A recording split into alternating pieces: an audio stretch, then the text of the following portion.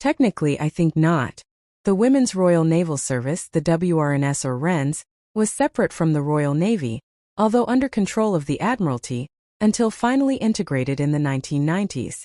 Their WRNS had female officers with the ranks, 1941-45 file, Chief Officer Margaret L. Cooper, Deputy Director of the Women's Royal Indian Naval Service, RINS, with Second Officer Kalyani Sun, RINS at Rosyth during their 2-month study visit to Britain.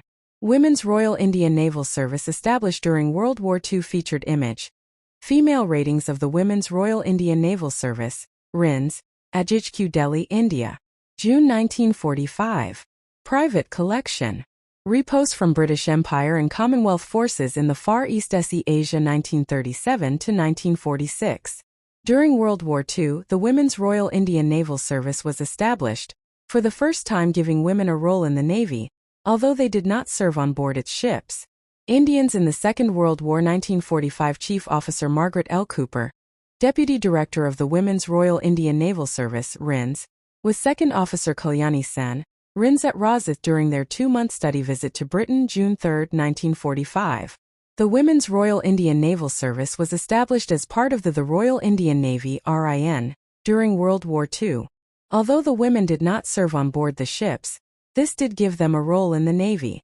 The first Indian servicewoman who visited the UK was Second Officer Kalyani Senator San, went there to make a comparative study of training and administration in the Women's Royal Naval Service.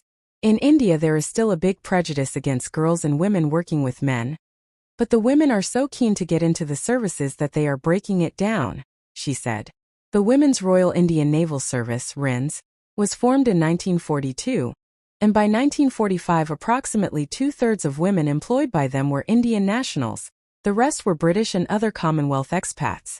http://portsmouth.blogspot.com Q 2011-11 India Featured HTML Admiral of the Fleet Lord Mountbatten, the Supreme Allied Commander Southeast Asia, takes the salute of British and Indian members of the Women's Royal Indian Naval Service, RINS, as they march past his podium during the Allied victory celebrations in Delhi, India.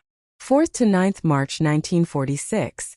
NAM Chief Petty Officer Moina Imam, Royal Indian Naval Service, the daughter of Syed Hafiz Imam, a well-known government official, was at a Catholicized boarding school during the war.